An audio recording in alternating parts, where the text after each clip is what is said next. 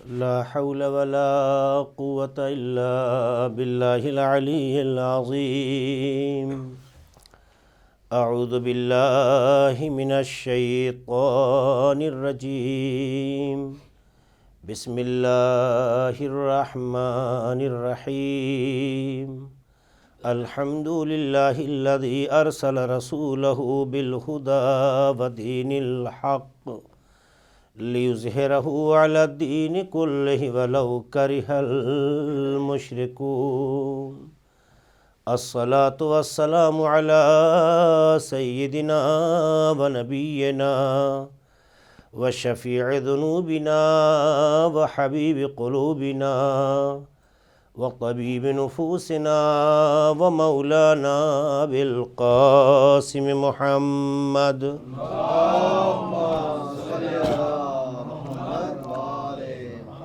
وعلى أهل بيت الطيبين الطاهرين المعصومين المظلومين الذين أذهب الله عنهم الرجس وطهرهم تطهيرا.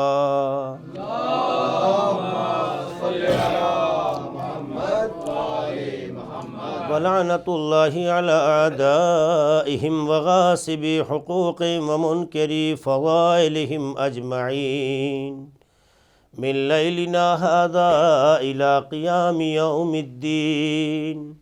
أما بعد، فقد قال الله سبحانه تبارك وتعالى في كتابه المبين وهو أصدق القائلين والصادقين وقوله الحق. بسم الله الرحمن الرحيم. كل نفس ذائقة الموت. صلوات پڑھتے ہیں محمد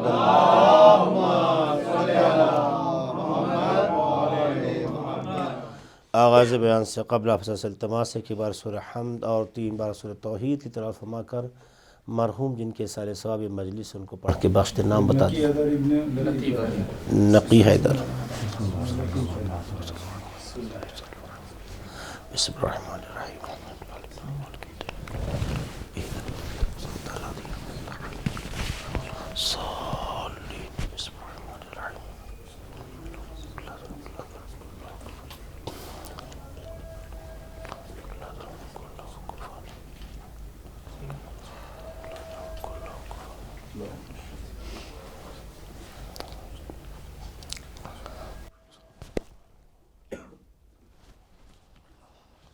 مل جل کے صلوات پڑھتے محمد علیہ.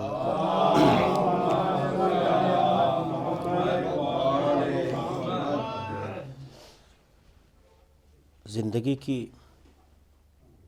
ایک سچائی ہے جس کا نام ہے موت. یہ ایک ایسی سچائی ہے جس سے کوئی انکار نہیں کر سکتا. بس فرق اتنا ہے کہ موت کب کسے آئے گی یہ عام انسانوں کو معلوم نہیں ہوتا. قرآن مجید کی آیتوں میں بارہا یہ کہا گیا ہے کہ موت آ کے رہے گی. وَلَوْ كُنْتُمْ فِي بُرُوجٍ مُشَيَّدَةٍ. چاہے تم مضبوط قلعے میں جا کے چھپ جاؤ، موت کو کوئی طاقت روک نہیں سکتی. اس لیے تعلیمات اسلامی میں ہمیں موت سے ڈرایا نہیں گیا، بلکہ ہمیں حوصلہ دیا گیا کہ تم اپنی زندگی کو اتنا بارآور بنا لو، اتنا مفید بنا لو کہ موت ہی زندگی بن جائے. یہ تعلیمات اسلامی میں ہمیں تشویق دلائی گئی ہے، ترغیب دلائی گئی ہے، اور بارہا اس کے بارے میں ہمیں طریقے سکھائے گئے ہیں. اس لیے موت سے جو گھبراتا ہے وہ ناکام ہو جاتا ہے، یا کمزور پڑ جاتا ہے، یا ڈپریشن میں چلا جاتا ہے. مگر یہ سچائی ہے بالکل روز روشن کی طرح کی آنی ہے. تو جس چیز کے آنا یقینی ہے اس سے گھبرانے کو کوئی مطلب نہیں ہے. لیکن ہاں، اس موت کو کیسے زندگی میں تبدیل کیا جائے اس کی فکر کرنا ہماری آپ کی ذمہ داری ہے۔ کیا ہم ایسا کریں، کیا ہم اپنی زندگی کے طور و طریقے میں تبدیلیاں لائیں، کس طرح سے اپنی زندگی کو سنواریں، کیسا بنا لیں کہ اصل میں علیکم السلام ورحمۃ اللہ،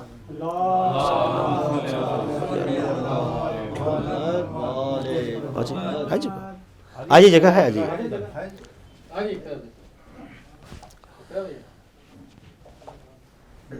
صلوات پڑھتے ہیں محمد اللہ۔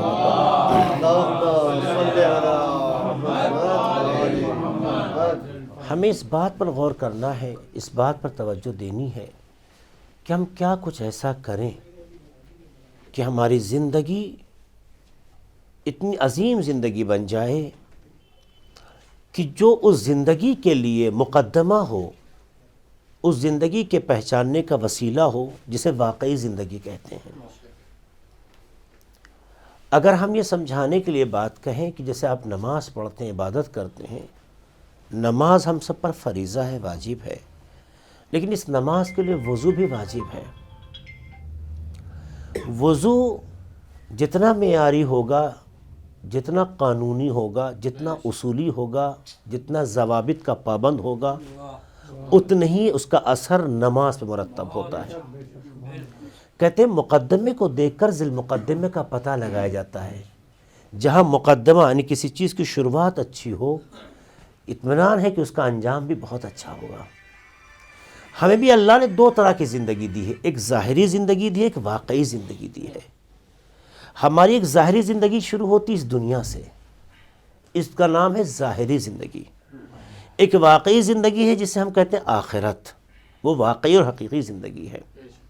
اس دنیا کی زندگی کو مقدمہ بنایا گیا ہے اس زندگی کے لیے۔ کسی کی وہ زندگی کتنا کامیاب ہو، یہ ڈیپینڈ کرتی ہے کہ یہ زندگی کتنی اچھی وہ سنوار سکے۔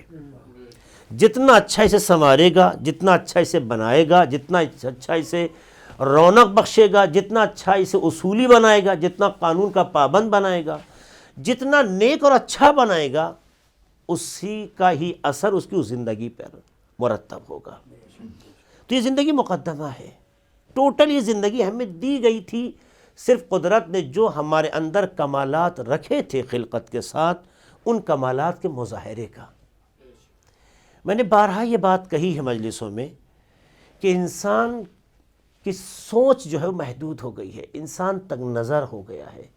ورنہ ایک بار انسان اس سوچ کے ساتھ جو ہے غور و فکر کرے جو پروردگار کا ارادہ ہے، کہ جو اللہ نے ہر انسان کو بناتے وقت ارادہ کیا تھا، اپنی قدرت کے کمالات کو اس کے اندر رکھا تھا، اس نے اپنے جوہر کو اس کے اندر رکھا تھا، اور ہر انسان کو ویسا بنایا تھا کہ جو اس کا مظہر بن سکے۔ انسان اگر تنگ نظری سے باہر نکل کے اس نگاہ سے دیکھے جو بنانے والے کی نگاہ ہے، تو دنیا میں کوئی انسان اسے برا نظر نہیں آئے گا، ہر انسان اسے اچھا نظر آنے لگے گا، اس لیے کہ ہر انسان مظہر خدا ہے۔ اب جو اس مظہر کو اپنے عمل سے، اپنے کردار سے، اپنی فکر سے، اپنی معلومات سے نمایاں کرتا چلا جائے گا، اتنا ہی اس کی مظہریت خدا کے وجود سے نزدیک ہوتی چلی جائے گی۔ ایک صلوات پڑھ دیں محمد والے محمد پر۔ آخر یہ تنگ نظری کیوں؟ یہ تنگ نظری کیوں؟ یہ تنگ نظری اس لیے ہے کہ ہماری سوچ محدود ہے، ہمارا ظرف کم ظرفی کی طرف جو ہے وہ مائل ہو جاتا ہے، اس لیے ہم ایک دوسرے کے بارے میں اچھا نہیں سوچتے ہیں، الٹا ہی سوچتے ہیں، نگیٹو ہی سوچتے ہیں۔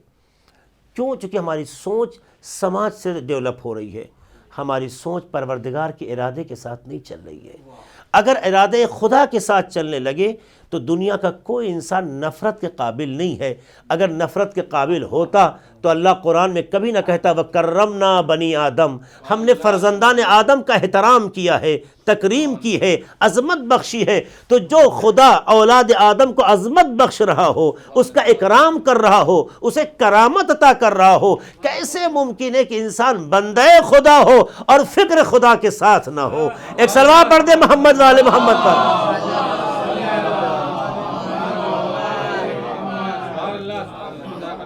اس لیے اگر آپ گہرائی سے نگاہ ڈالیں حالات پر تو کسی کا بولنا اچھا لگتا ہے، کسی کا مسکرانا اچھا لگتا ہے، کسی کا خدمت خلق کا جذبہ اچھا لگتا ہے، کسی کے ہمدردی کا جذبہ اچھا لگتا ہے۔ آپ دیکھیے ہر ایک میں ہر ہنر نہیں ہے، البتہ قدرت نے کمال بخشا ہے، لیکن اس کمال سے ہر کوئی ہر اعتبار سے فائدہ نہیں اٹھاتا، لیکن ہر کسی میں گویا قدرت ہے جو بول رہی ہوتی ہے، کمال پروردگار ہے جو ظاہر ہو رہا ہوتا ہے۔ اب یہ ڈیپینڈ کرتا ہے کہ کیسے اس کا مظاہرہ ہو، تو اس کے مظاہرے کے لیے تربیت سب سے بہت قیمت رکھتی ہے، کس کی تربیت کس ماحول میں ہو۔ دیکھیے کون کیسا ہے بہت اہم نہیں ہے، اہم یہ ہے کہ اس نے تربیت کس ماحول سے پائی ہے۔ بڑا اچھا یہ مقولہ ہے، البتہ یہ واٹس ایپ پہ بھی شیئر کیا گیا تھا، میں پھر سناؤں آپ کو یہاں پر، ہو سکتا ہے کسی نے پڑھا ہو، اس کو دیکھا ہو۔ کہا کہ ایک استاد نے سوال کیا کچھ لوگوں سے، ایک دانشور نے یا ایک استاد نے سوال کیا کچھ لوگوں سے جو اہل فکر تھے، کہ ایک جوان ایک کپ میں چائے لے کے گزار رہا تھا، ٹھوکر لگی، چائے گر گئی۔ سوال یہ ہوا یہ چائے کیوں گری؟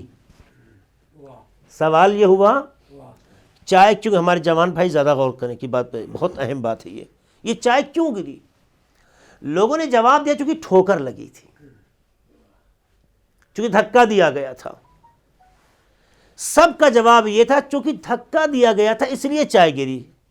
اس دانشور یا استاد نے کہا کہ آپ سب کے جواب غلط، آپ جو یہ کریں ٹھوکر لگی، دھکا دیا گیا، چائے گری، یہ جواب غلط ہے۔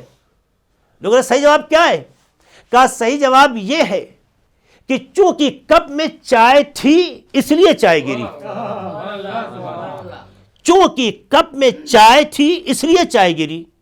یہ دھکا تو بہانہ تھا اس چائے کے باہر آنے کا، دھکا بہانہ تھا، ٹھوکر بہانہ تھا، لیکن چونکہ کپ میں چائے تھی اس لیے چائے گری۔ اگر شربت ہوتا شربت آتا، پانی ہوتا پانی گرتا۔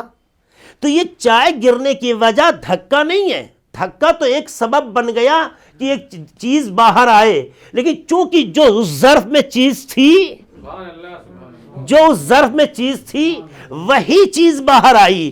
تو یاد رکھیے گا انسان کون کیسا اس پہ بحث نہیں ہے، دیکھا یہ جائے گا کہ اگر کوئی اسے دھکا دے دے، حالات بگڑ جائیں، کوئی غصے کا مظاہرہ کرے تو اس کے اندر سے چیز باہر کی آتی ہے، جو چیز اندر ہوگی وہی باہر آئے گی۔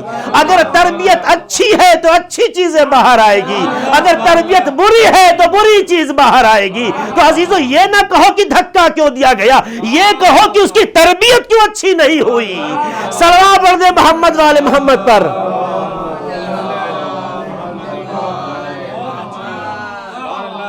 تو ہر انسان میں جو ہوتا ہے وہی باہر آئے گا۔ اس کو اگر آپ سوچ لیں تو آپ کا ٹینشن ہلکا ہو جائے۔ ہم اکثر کیا ہوتا ہے پتہ ہے، جب کوئی غلطی کرتا ہے، جب کوئی ہماری بات کا صحیح جواب نہیں دیتا ہے، غلط انداز سے پیش آتا ہے، تو ہم بھی اس کا انداز اپنا لیتے ہیں۔ ہوتا یہ ہے، یہ انداز اس لیے اپنا لیتے ہیں کہ اندر کی تربیت کمزور ہے، اس لیے اپنا لیتے ہیں۔ ہم سوچتے ہیں صاحب وہ ہمیں گالی دے کے چلا گیا تو ہم کیسے چپ رہ جائیں، وہ ہماری توہین کر کے چلا گیا ہم کیسے چپ رہ جائیں، مگر اس سے ہم کم ہیں۔ آپ کیا مگر امام حسن علیہ السلام کسی سے کمزور تھے؟ امام حسن علیہ السلام جن کا اتنا تذکرہ کیا جاتا ہے، جن کے نام کا دسترخوان ابھی جو آنے والا مہینہ اس میں سجایا جاتا ہے، پتہ نہیں آج چاند رات ثابت ہوئی یا نہیں ہوئی، لیکن آپ دیکھ لیجئے ہو گئی۔ ایک سلوات پڑھ دیں محمد علیہ محمد پر۔ یعنی یہی مہینہ اس کی 22 تاریخ کو بہت ہماری قوم اہتمام سے ان کے نام کا دسترخوان کرتی ہے۔ ہماری قوم کھانے پینے میں بڑا مزہ لیتی ہے، کھانے پینے میں وہ نہیں چھوٹنا چاہیے، ورنہ امام حسن علیہ السلام سے محبت کم ہو جائے گی۔ کھانا نہ چھوٹے، نظر نہ چھوٹے۔ میں نظر کا مخالف نہیں ہوں، نظر توفیق اہل بیت سے جڑنے کی، میں توفیق کا مخالف نہیں ہو سکتا، لیکن ہم نظر کے ذریعے سے ہی اپنے کو جوڑتے رہیں، یہ ناانصافی ہے۔ امام حسن علیہ السلام کی سیرت کو فالو کرنا چاہیے۔ شام کے آنے والے شخص نے امام کی توہین کی، گالی بکی، امام کی اپنے خیال میں بے عزتی کی. کس کی؟ جو امام الانس والجن ہے، جو جوانوں کا سردار ہے، جنت کے جوانوں کا سردار ہے. کائنات جس پر جتنا فخر کرے کم ہے. کائنات میں ایسا بچہ نہیں وجود میں آیا جو امام حسن علیہ السلام کا مشابہ و مقابل ہو. اتنے کمالات پر آنے کے بعد بھی امام حسن علیہ السلام آپ دیکھیے اس کے ریئیکشن میں کیا کہتے ہیں؟ تم مسافر لگتے ہو، بھوکے لگتے ہو، آؤ ہم تمہارے لیے زیادہ راہ کا انتظام کرتے ہیں، تمہیں کھانا کھلاتے ہیں. وہ توہین کرتا جا رہا ہے، یہ احترام کرتے جا رہے ہیں. یہیں سے طے ہو گیا کہ کس کے باپ نے تربیت کیسے کی ہے. جو اس کی تربیت تھی اس کا وہ مظاہرہ کر رہا تھا، جو ان کی تربیت تھی یہ مظاہرہ کر رہے تھے. امام حسن علیہ السلام نے اپنا یہ عمل پیش کر کے بتایا کہ جو زمانے کے سامنے شکست کھا جائے وہ کمزور ہوتا ہے، لیکن جو زمانے کے تمام طوفان میں بھی اپنی تربیت کا پتہ نہ کھوئے وہی حسن ہی ہوا کرتا ہے. ایک صلوات پڑھ دے محمد والے محمد پر.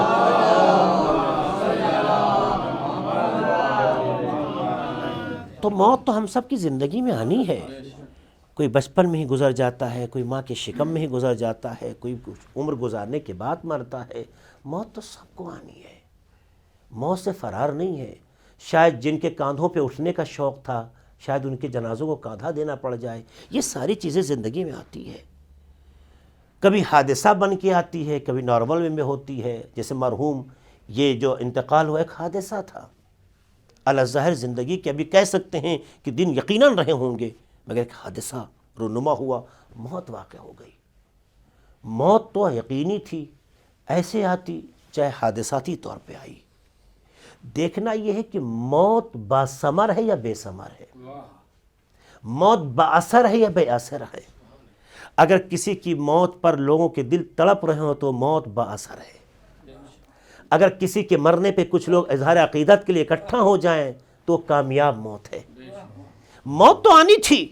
دیوار گرتی انسان مر جاتا، طوفان آتا انسان مر جاتا، حادثہ ہوتا انسان مر جاتا، آج کی حکومت بہانے نکال کے مار دیتی. تو موت تو آتی ہی ہے اور آنی ہے، اس لیے کہ انسان کی آخری قدرت کا نام موت ہے. پروردگار نے اپنی قدرت کی ابتدا موت سے کی ہے. اپنی قدرت کی ابتدا الذی خلق الموت والحیات، جس نے موت کو پیدا کیا ہے اور حیات کو پیدا کیا ہے. جب اس نے خلقت کے مرحلے کو گنوایا تو سب سے پہلے موت کو گنوایا. جو انسانوں کی انتہا کہلاتی ہے وہ قدرت کی ابتدا کا نام رکھتی ہے. ایک صلوات پڑھ دے محمد والے محمد پر.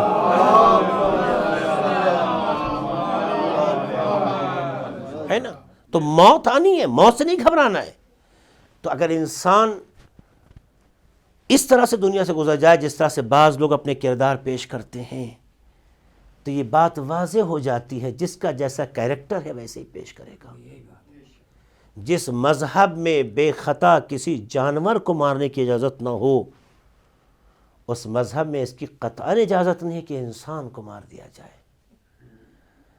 جانور کا ذبح کرنے والا، جانور کو بھی بے خطا مارنے والا گنہگار ہے بعض مواقع پر. اس لیے جب مولا کائنات کو ایک چیونٹی کے بارے میں کہا تھا تو کیا کہا تھا آپ نے کہ علی ایک چیونٹی کے منہ سے ایک وہ دانہ بھی نہیں کھے سکتا ہے ظلم کی بنیاد پر جو وہ لے کے جا رہی ہے، چاہے پوری کائنات میرے قدموں میں رکھ دی جائے اس کے بدلے. کس علی کے ماننے والے ہم ہیں؟ جس علی نے چیونٹیوں کے بارے میں یہ تصور دیا ہو، اشرف المخلوقات کے بارے میں کیا تصور ہوگا؟ لیکن اگر کسی کو قاتل ہی بننے کا شوق ہے تو وہ اپنا شوق پورا کرتا رہے، خدا اپنا اثر دکھاتا رہے گا. ایک صلوات پڑھ دے محمد والے محمد پر. موت ان کی ہوتی ہے جن کا کوئی پس منظر نہ ہو. موت ان کی ہوتی ہے جن کا دنیا میں کوئی اثر نہ ہو. موت ان کی ہوتی ہے کہ جن کے کچھ برکات نہ ہوں. ابھی مرحوم کے ایک دوست نے ملاقات پہ ابھی بھی یہ بات کہی کہ 3 سال سے میری رفاقت ہے مرحوم سے. اس 3 سال کے اندر ان کی خوبی یہ تھی کہ مجھے بھی گناہ کرنے سے روکتے رہے. یعنی یہ کہا جائے اپنے لفظ، ان کا لفظ تھا کہ میں 3 سال میں مجھے یاد نہیں آتا ہے ان کی ملاقات کو کہ میں کوئی گناہ کر سکا ہوں. یہ بہت بڑا جملہ ہے. خود کو گناہوں سے بچانا اور ہے کسی کو اپنی تربیت میں شامل کر لینا کہ وہ بھی گناہوں سے بچ جائے، یہ بہت بڑا کمال ہوتا ہے. یعنی خود گناہ سے بچنا اچھی بات ہے، لیکن اس طرح سے بچنا کہ دوسروں کو بھی بچاتے رہیں، یہ کمال کہلاتا ہے. تو عزیزوں، موت اس کی نہیں ہوتی ہے کہ جو اپنے اثرات دنیا میں چھوڑ کے چلا جائے. یہی دوست جب بھی یاد کرے گا اپنی دعا میں ضرور کہے گا کہ خدایا ان کی مغفرت فرما، جن کی وجہ سے ہم 3 سال تک گناہوں سے محفوظ تھے، یہ 3 سال مقدمہ بنا کہ زندگی گناہوں سے محفوظ ہو گئی ہے. تو ایک ایسا صدقہ جاریہ ہے کہ جانے کے بعد بھی ان کی یاد کو زندہ کر کے انہیں مرنے نہیں دے گا، ہمیشہ زندہ رکھے گا. ایک صلاح پڑھ دے محمد والے محمد پر.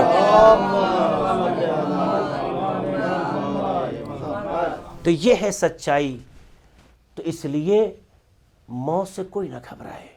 یہ انسان کی آخری حد ہے کہ انسان کو مار دیتا ہے، اس کے علاوہ کچھ نہیں کر سکتا. اس لیے اہل بیت علیہم السلام اور قرآن مجید کی تعلیمات میں ہمیں موت سے ڈرایا نہیں گیا ہے، موت کا استقبال کیا گیا ہے. آپ کو یہ جملہ میں سنانا چاہ رہا تھا جو رک گیا کہ خطبہ حمام میں، حمام امام کے ایک شاگرد کا نام ہے، دو چشمی ہے سے. حمام نہانے والا نہیں، دو چشمی ہے سے حمام، جو خطبہ متقین بھی کہتے ہیں، متقیوں کا خطبہ. یہ خطبہ نسخہ ہے انسان کو متقی بننے کا. خطبہ حمام، ٹائم ملے کبھی گوگل پہ سرچ کیجئے خطبہ حمام، پڑھیے کیا کہا ہے امام نے. ایسے سے پوائنٹس اس کے اندر دیے گئے ہیں کہ اگر آدمی تھوڑے جو پوائنٹس کو سمجھ کے پڑھے تو شاید زندگی بدل جائے، انقلاب آ جائے، تبدیلی آ جائے. ہم مشکل یہ ہے کہ چھوٹی چھوٹی چیزوں سے جس سے ہم بہل سکتے ہیں اس میں زیادہ دلچسپی لیتے ہیں، جس سے روح کو کامیاب بنا سکے اس کی طرف توجہ نہیں دیتے. اس کی شاید وجہ یہ نہیں ہے کہ ہم کرنا نہیں چاہتے، وجہ یہ ہے کہ شاید ہمیں معلوم نہیں ہے. یہ بات آپ کے سامنے رکھ رہا ہوں کہ ہم سب کی ذمہ داری ہے کہ توجہ دیں. آپ اسے جا کے پڑھیں، دیکھیں امام نے کیا کہا ہے. وہاں پہ ایک جملہ کہا ہے امام نے، لولا کتب اللہ اجلہم، اگر اللہ نے ان متقی حضرات کی موت کا وقت معین نہ کیا ہوتا، موت کا وقت اللہ نے معین نہ کیا ہوتا، لم تستقر ارواحهم فی اجسادہم طرفۃ عین، تو ایک لمحے کے لیے ان کی روح ان کے جسموں میں نہ ٹھہرتی. اگر اللہ نے متقیوں کے لیے موت کا وقت معین نہ کیا ہوتا، سب کے لیے معین ہے لیکن یہ متقیوں کی صفات بتا رہے ہیں امام. موت کا وقت تو اللہ کے نزدیک معین ہے، ہمیں خبر نہیں ہے نا، اللہ کے نزدیک معین ہے. لیکن اگر امام کہتے ہیں اگر متقیوں کی صفت میں بتاتے ہیں کہ اگر معین نہ کیا ہوتا تو لم تستقر ارواحهم فی اجسادہم طرفۃ عین، ایک لمحے کے لیے ان کی روح ان کے جسموں میں نہ ٹھہرتی. کیوں؟ ریزن بتائیں امام. 2 ریزن ہیں. شوقاً الی الثواب، خدا سے ملنے کی خاطر، وخوفا من العذاب، اور گناہ سے بچنے کی وجہ سے. امام نے 2 ریزن بتائے ہیں. چونکہ جب یہ زندگی رہتی ہے تو اللہ سے ایک فاصلہ بنا رہتا ہے، موت اس فاصلے کو ختم کر دیتی ہے. نگاہوں کے سامنے جو حجاب ہوتے ہیں وہ ختم ہو جاتے ہیں، آنکھیں وہ دیکھنے لگتی ہیں جو ہم آپ نہیں دیکھتے ہیں. بسا اوقات اس کے اثرات ہم نے بعض دنیا سے گزرنے والوں میں بھی دیکھے. روایات کہتی ہیں کہ کبھی کبھی ایسا ہوتا ہے کہ جب انسان عالم احتضار میں ہوتا ہے، احتضار کہتے ہیں کہ جو جاکنی کے عالم میں، یعنی موت کے لاسٹ ٹائم میں، لاسٹ مومنٹ میں جو ہوتا ہے، آپ دیکھیے کہ اسے آپ پکاریے وہ آپ کو جواب نہیں دیتا، مسکراتا رہتا ہے. ایسا لگتا ہے کہ کچھ بول دے گا، مرا تھوڑی نہیں، زندہ ہے وہ، لیکن آخری لمحات ہے، آپ آواز پاپا جو بھی رشتہ ہو آپ کو، آپ آواز دیجئے تو آپ پہ توجہ نہیں دیتا ہے، وہ مسکرا رہا ہوتا ہے. ایسا لگتا ہو جیسا کسی میں گم ہو گیا ہو. روایات کہتی ہیں کہ جب انسان مومن اس دنیا سے گزرتا ہے تو اہتمام پروردگار یہ ہے کہ معصومین کی زیارت نصیب ہوتی ہے.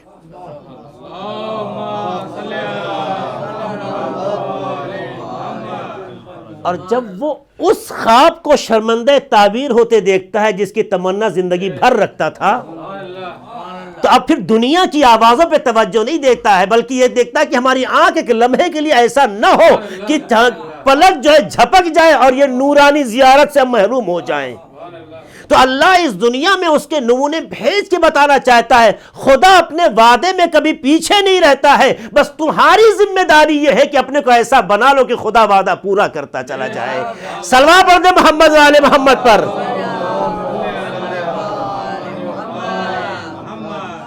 یہ ہمیشہ یاد رکھیے گا، پروردگار کا لطف کم نہیں ہے، پروردگار کا کرم کم نہیں ہے۔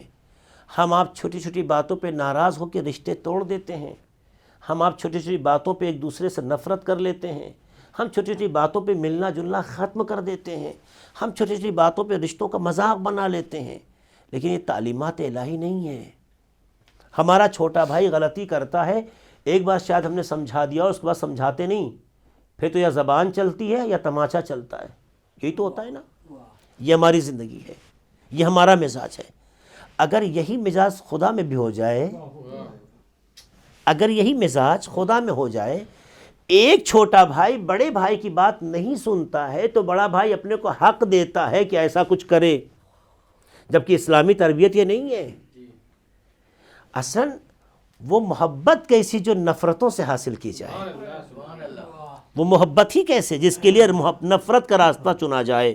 مارنے سے، گھڑکنے سے، ڈانٹنے سے فاصلے بڑھ سکتے ہیں، کم نہیں ہوتے۔ ابھی بچپنا ہے، آپ ایسی محبت کے دیپ جلائیے جو کبھی گل نہ ہو سکے۔ آپ کوشش کر سکتے ہیں، کیوں نہیں ہو سکتا ہے؟ اگر کسی گھر میں محبت سے بولی جانے والی زبان رائج ہوگی تو کبھی کوئی بچہ کسی کی توہین نہیں کرے گا۔ اگر کسی گھر میں تہذیب رائج ہو جائے تو اس کا بچہ کبھی بد تہذیب طرف نہیں بڑھے گا۔ بچہ سماج کے ہاتھوں میں بعد میں جاتا ہے، پہلے ہمارے ہاتھوں میں ہوتا ہے۔ جب اس کے سنوارنے کا وقت ہوتا ہے تو اس کے ہم ذمہ دار ہوتے ہیں، یہ بچہ ہمارے پاس ہوتا ہے۔ اگر کسی کا بچہ بچپنے سے جیسے ہی قدم آگے بڑھا رہا ہو اور وہ تہذیب کو پامال کرتا دکھائی دے تو اس کا مطلب یہ ہے کہ خاندان یا گھر والوں نے خیانت کی ہے۔ اس کا خیال رکھیے گا۔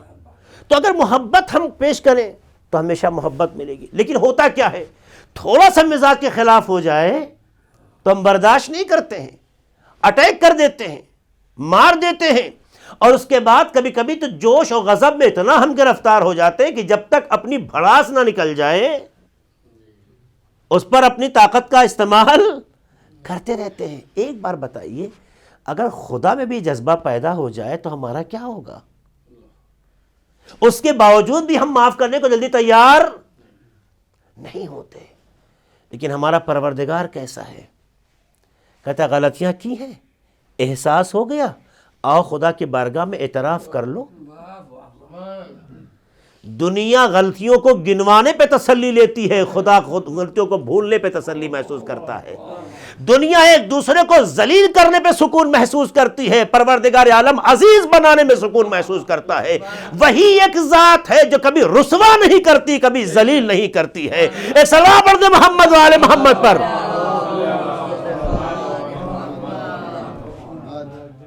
تو ہماری ذمہ داری بڑھ جاتی ہے۔ ہماری ذمہ داری یہ ہے کہ موت تو آنا ہے، کل نفس ذائقۃ الموت۔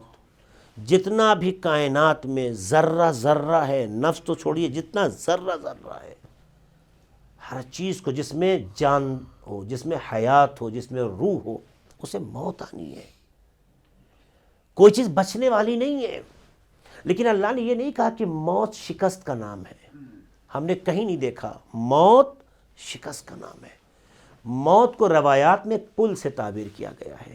موت جسر یعنی پل ہے کہ جس سے انسان گزرتا ہے، یہ ایک پل کا ایک طرف ہے اور پل کا دوسرا طرف ہے، بیچ میں موت ہے۔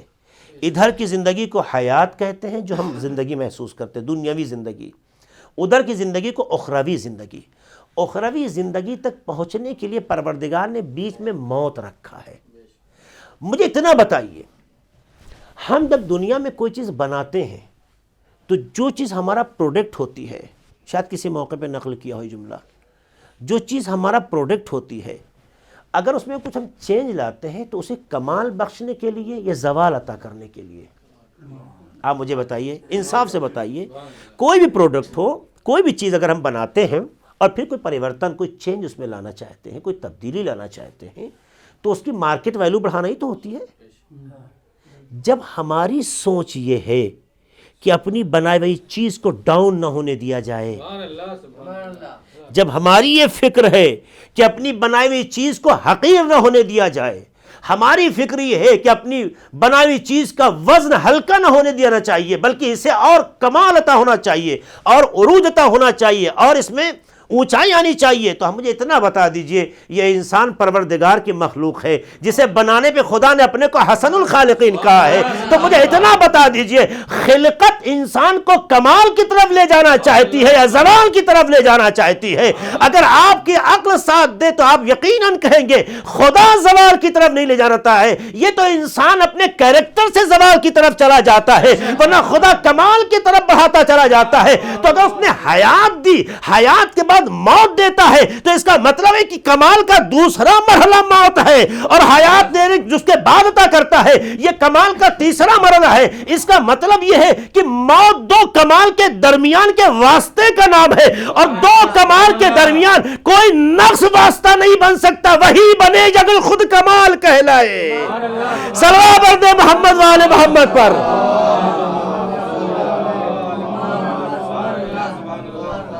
آپ مجھے بتائیے واسطہ کبھی نقص ہو سکتا ہے؟ واسطہ اگر دو کمال کے درمیان میں ہو. اب مجھے بتائیے ہمارے اور خدا کے درمیان واسطہ کون؟ اہل بیت ہے نا. ہمارے آپ کے درمیان واسطہ کون؟ قرآن. قرآن، اہل بیت، یہی تو واسطہ ہے.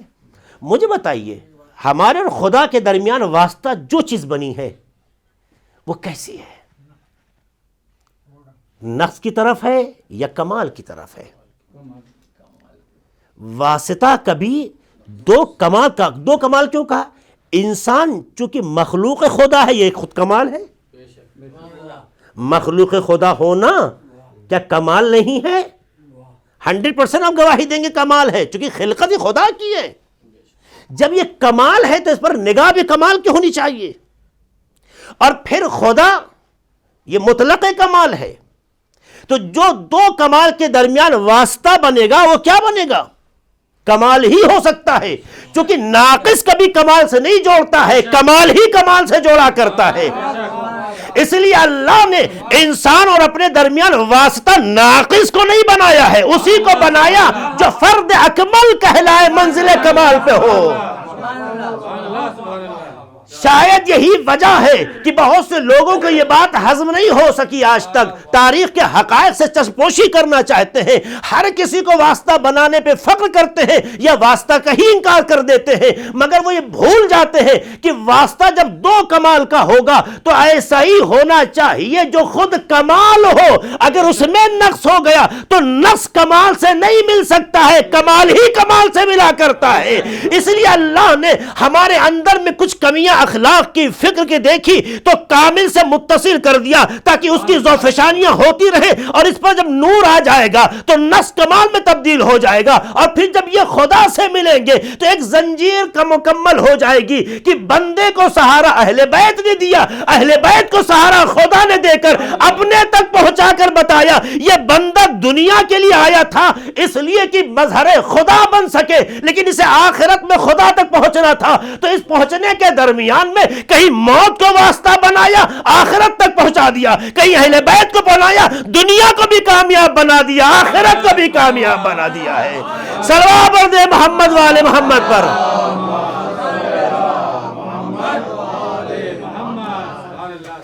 تو ہمیں کرنا کیا چاہیے؟ ہمیں کرنا یہ ہوگا کہ اپنی کمیوں کو کمال میں تبدیل کریں. دیکھیں میرے چھوٹے بھائیوں، کمیاں سب میں ہوتی ہیں.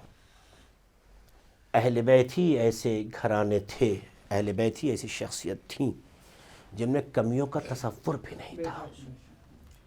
کمیاں سب میں ہیں، لیکن کمیوں کو کبھی معیار نہیں بنایا جاتا. اس لیے مولا علی علیہ السلام آواز دیتے ہیں،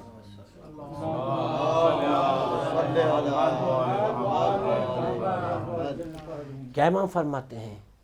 بے عیب انسان کی تلاش مت کرو. امام کیا فرماتے ہیں؟ وہ جس کی نگاہ زمین اور آسمان دونوں پر کتنی وسیع ہے آپ جانتے ہیں. زمین کے ذرے سے بھی بے خبر نہیں ہے، آسمان کی خلقت سے بھی بے خبر نہیں ہے. اتنا وسیع نظر رکھنے والا مولا آپ کا ہمارا مولا کیا فرماتا ہے؟ بے عیب انسان کی تلاش مت کرو. کیوں؟ اس لیے کہ اگر بے عیب کی تلاش کرو گے تو تنہا رہ جاؤ گے. اللہ چاہتا ہے کہ آپ ہی کو ایک دوسرے کے لیے وسیلہ نجات بنا دے. جس طرح اہل بیت کو کائنات کے لیے وسیلہ نجات بنایا، ایسے اللہ انسان کو بھی وسیلہ نجات بنانا چاہتا ہے. تم میں خوبی آ گئی تو اس خوبی کا اثر دوسروں میں منتقل کرو. تم میں اچھائی آ گئی، تم دوسروں میں. نہ زندگی تمہارا کام ہے نہ موت تمہارا کام ہے. جب اس کو اچھا لگا پیدا کیا، جب اس کا ارادہ ہوا واپس بلا لیا. تو نہ حیات پہ تمہارا اختیار ہے نہ موت پہ تمہارا اختیار ہے. اس لیے ان دو منزلوں سے تم آزاد ہو. ان دو منزلوں سے آزاد ہو. نہ پیدا ہونے میں تمہیں پریشان ہونا ہے، وہ جب چاہے گا تو پیدا ہوں گے. نہ مرنے کے لیے آپ کو ٹینشن لینا ہے، وہ جب چاہے گا بلا لے گا.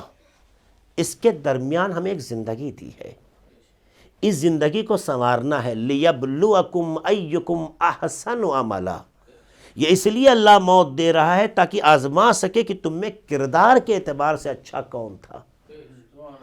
نہیں کہا دولت کے اعتبار سے اچھا کون تھا، نہیں کہا دولت کے بعد اچھا کون تھا، نہیں کہا صورت شکل کے اعتبار سے اچھا کون تھا، نہیں کہا. چونکہ پروردگار عالم نے صورت دی ہے، انسانوں نے نہیں دی ہے. تو یہ کہنا کہ صورت کے اعتبار سے اچھا کون، دنیا میں تو آپ اچھا برا کہہ سکتے ہیں، لیکن اس اعتبار سے کہ مخلوق خدا کی آپ کسی کو برا نہیں. ساری صورت اللہ کے نزدیک حسین ہے، اچھی ہے. سارے چہرے پروردگار کی نگاہ سے دیکھیں. ہمیں آپ اپنے گھر میں دیکھیے، اگر آپ ہی اور ہمارے گھر میں کوئی بچہ مختلف شکل کا ہو جائے تو کیا آپ کی محبت کم ہو جاتی ہے؟ مجھے بتائیے انصاف سے. اگر رنگ کے اعتبار سے کوئی بچہ زیادہ گورا ہو، کوئی ہلکا گورا ہو، کوئی آج کے زمانے میں گیہواں کلر، جو بھی کلر آپ دیتے ہوں، ٹھیک، مختلف کلر کے انسان ہوتے ہیں، 7 کلر تو ہے ہی ہے انسان کی مٹی میں، تو کیا محبت ماں باپ کی کم ہو جاتی ہے؟ شاید لوگ کمنٹ کرتے ہوں، لیکن کبھی ماں باپ سن لیں تو برداشت کرتے ہیں؟ عجب ہے، جب ذریعہ خلقت اس طرح کے کمنٹ کو برداشت نہیں کرتی تو جو حقیقی خالق ہے وہ برداشت کیا کرے گا؟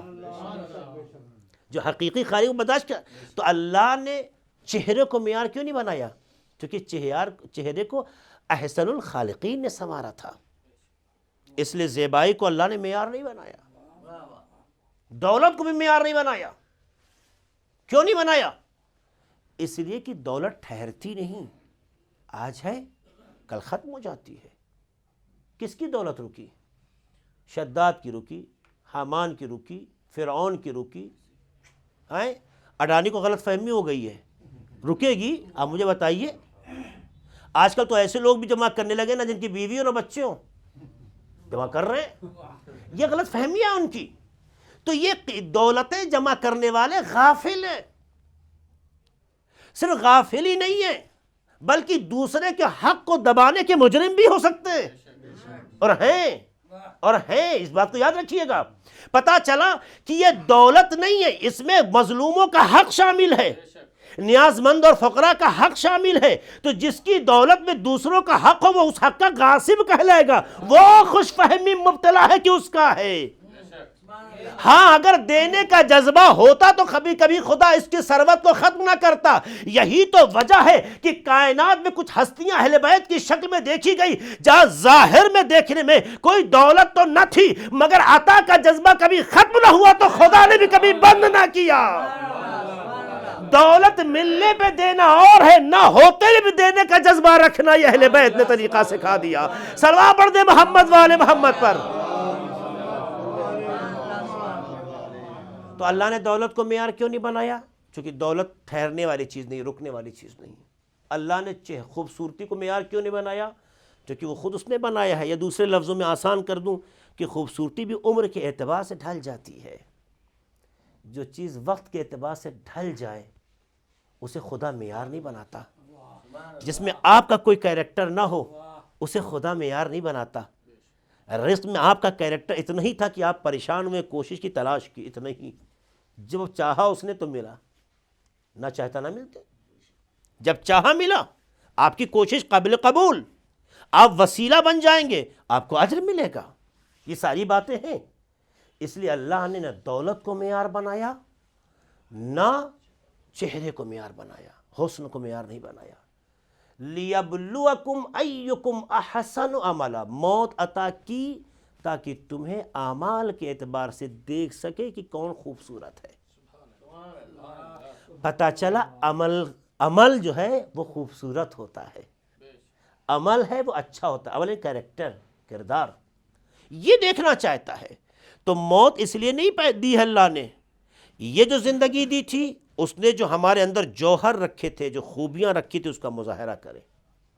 اس کے مظاہرے کے ساتھ ساتھ ایسا کردار پیش کریں کہ جس کردار کو دیکھ کر دنیا سوچنے مجبور ہو جائے کہ جب مخلوق اتنی اچھی ہے تو خالق کتنا اچھا ہوگا.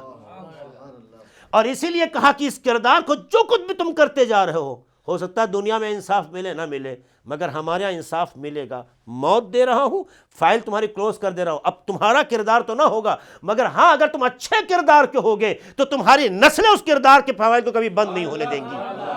مرحوم کو اللہ نے ایک بیٹا عطا کیا ہے، ہمیں یقین ہے کہ انشاءاللہ وہ بیٹا اپنے باپ کے کردار کے فائل کو اپنے کردار سے کبھی بند نہیں ہونے دے گا، بلکہ ایسے کردار میں تبدیل کر دے گا کہ بابا گزر کے ظاہری اعتبار سے تو نہ ہوں گے مگر ان کی یادیں کردار بن کے ہمیشہ زندہ رہیں گی.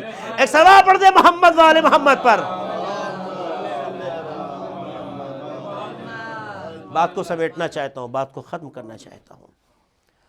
تو عزیزو، یہ موت آنی ہے، اس سے فرار نہیں ہے. موت آنے کا بیسک ریزن بتایا جا چکا ہے. ہمیں اعمال کے اعتبار سے خدا آزمانا چاہتا ہے، لیکن موت کو خدا نے خود کمال بنایا ہے، اور کمال کو صاحب کمال ہمیشہ استقبال کرتا ہے. صاحب کمال کمال کا استقبال کرتا ہے، کمال کو ترک نہیں کرتا ہے. تو آئیں اپنی موت کو بااثر بنائیں، اور جو خدا کے لیے مرتے ہیں نا، جو خدا کے راستے پہ چلتے ہیں، اللہ اس طرح سے زندگیوں کو ان کے بااثر بنا دیتی ہے کہ جہاں لوگوں نے کبھی سوچا بھی نہیں تھا وہاں لوگ اس کا قصیدہ پڑھنے لگتے ہیں. قاسم سلیمانی کو کتنے لوگ جانتے تھے؟ حد تو یہ ہے کہ ایران میں بھی اگر پبلک کے اعتبار سے دیکھا جائے تو 90% پبلک بھی نہیں جانتی تھی قاسم سلیمانی کون ہے. عام پبلک نہیں جانتی تھی، لیکن اس انسان نے انسانیت کی خدمت کی. اس انسان نے ملکوں کی نفرتوں کو دور کرنے میں کام کیا. اس انسان نے دہشت گرد تنظیموں کا خاتمہ کیا. اس انسان نے دہشت گرد بنانے والے دماغوں کو اتنا زیادہ رگڑ دیا کہ نسلوں تک ان کا دماغ شاید اکٹھا نہ ہو سکے ایک نیا دہشت گرد بنانے کے لیے. خطا کیا تھی؟ خطا کچھ نہ تھی، یہ اس کا کردار تھا. تو نتیجہ یہ ہوا کہ دنیا تو یہ سوچتی ہے مار دیا تو ختم. قاسم سلیمانی زندگی میں اتنا نہ پہچانے گئے جتنا موت نے پہچانوا دیا. یہی بات میں شروع سے کہہ رہا ہوں، جتنا زندگی میں نہ پہچانے گئے اتنا موت نے پہچانوا دیا. اب آپ مجھے بتائیے کیا موت ختم کرتی ہے یا موت انسان کے معیار کو بلند کر دیتی ہے؟ اور آج فیس بک جیسی دنیا، آج اس طرح کی جو الیکٹرانک دنیا، آج اس طرح کی جو میڈیا ہے، ان کی خباثتیں بھی چرم سیما پہ چلی گئیں. جب پہلی بار ڈر دیکھیے دشمنوں میں، آپ کیا دہشت پھیلا رہے ہیں؟ آپ کیا دہشت پھیلا رہے ہیں؟ کیا خراج عقیدت رسپیکٹ کوئی برا کام ہے؟ آج اب آپ نے پہلی برسی پر دیکھیے اتنا اثر و دہشت ہوا کہ اگر ان کی پوسٹ کسی نے فیس بک سے اپلوڈ کر لی، اگر فیس بک پہ اپلوڈ کر لی یا کسی کو اس طرح سے سینڈ کیا ہے فیس بک سے، تو اس کا کہتے ہیں اکاؤنٹ بند کر دیا گیا. یہ اکاؤنٹ بند کر کے کیا ثابت کیا پتہ ہے؟ اکاؤنٹ بند کر کے اس نے اپنے ڈر کو، اپنے ضعف کو، اپنی کمزوری کو ثابت کیا ہے. قاسم سلیمانی کی محبت کے راستے روک نہ سکا. اس نے سوچا ایسا کریں گے تو راستہ بند ہو جائے گا، لیکن یہ بھول جاتا ہے خدا کا وعدہ ہے اگر تم اچھے ہوگے تو تمہاری محبت دلوں میں ڈال دیں گے، اور جب دلوں میں خدا محبت ڈالتا ہے تو ان فضاؤں کا محتاج نہیں ہوتا جسے دنیا الیکٹرانک میڈیا کہتی ہے۔ لہٰذا جتنا روکا گیا اتنا ہی زیادہ ان کی محبت کے پیغام پھیلائے گئے۔ پتا چلا دشمن اپنے ہر وے اختیار کرتا ہے، خدا اپنے ارادے کامیاب بناتا ہے، ہوتا وہی ہے جو خدا کا ارادہ ہوتا ہے۔ صلوات پڑھ دے محمد والے محمد پر۔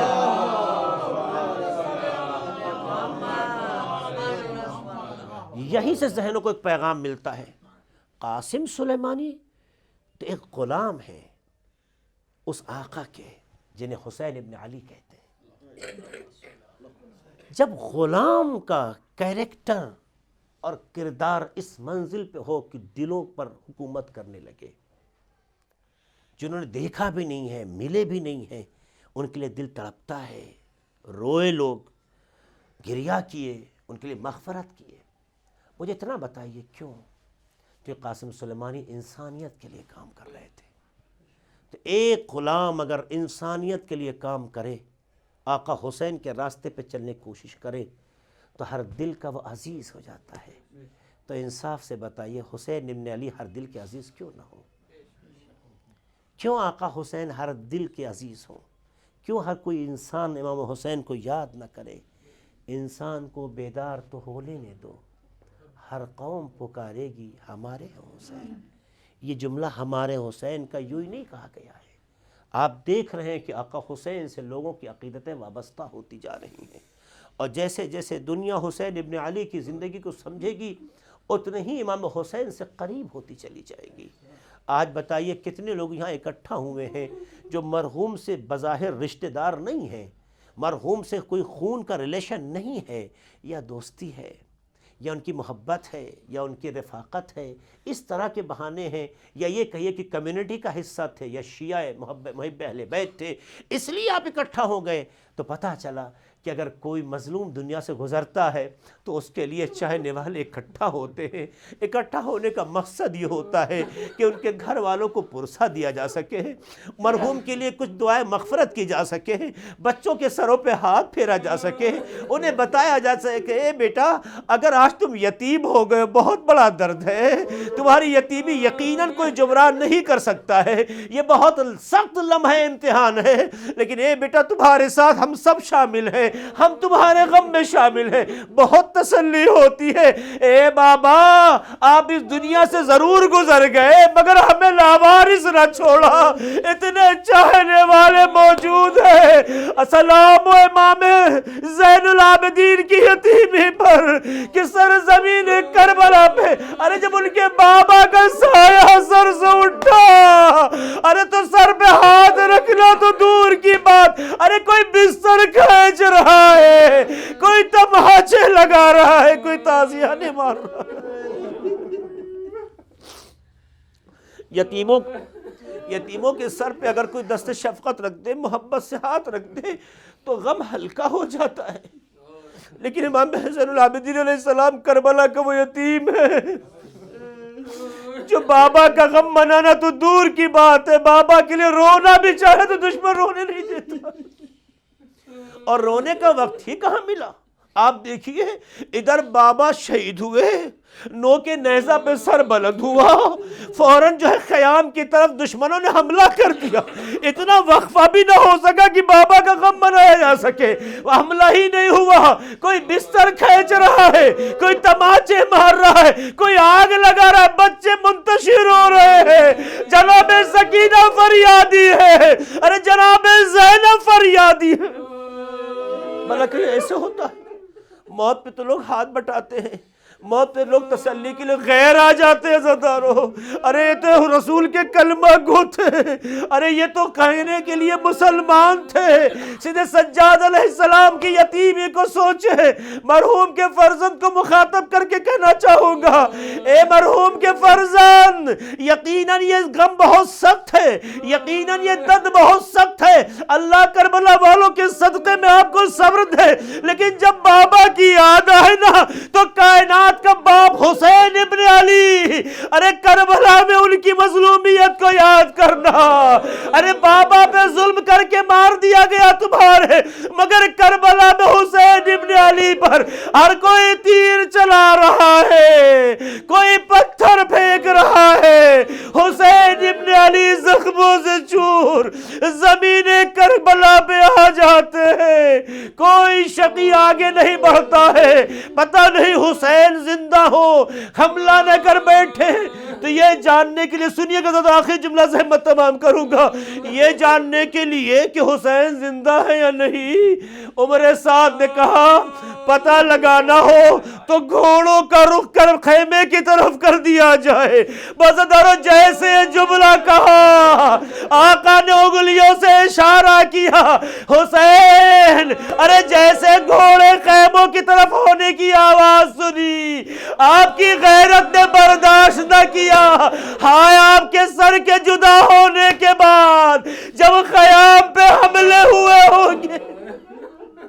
بازدارو یہ جملہ سنیے گا, مرحوم کتنے خوش نصیب تھے, اس حادثے کے باوجود بھی اعزاء اقربا کی مدد سے وہ گھر میں بچوں کے درمیان لائے گئے, مذہبی رسومات کے ساتھ انہیں دفن کیا گیا. کتنی خوشی ہوتی ہے اگر اپنے مرحوم کو آخری خوابگاہ تک, آرام گاہ تک پہنچا دیا جائے. بہت تسلی ہوتی ہے مرنے کے بعد.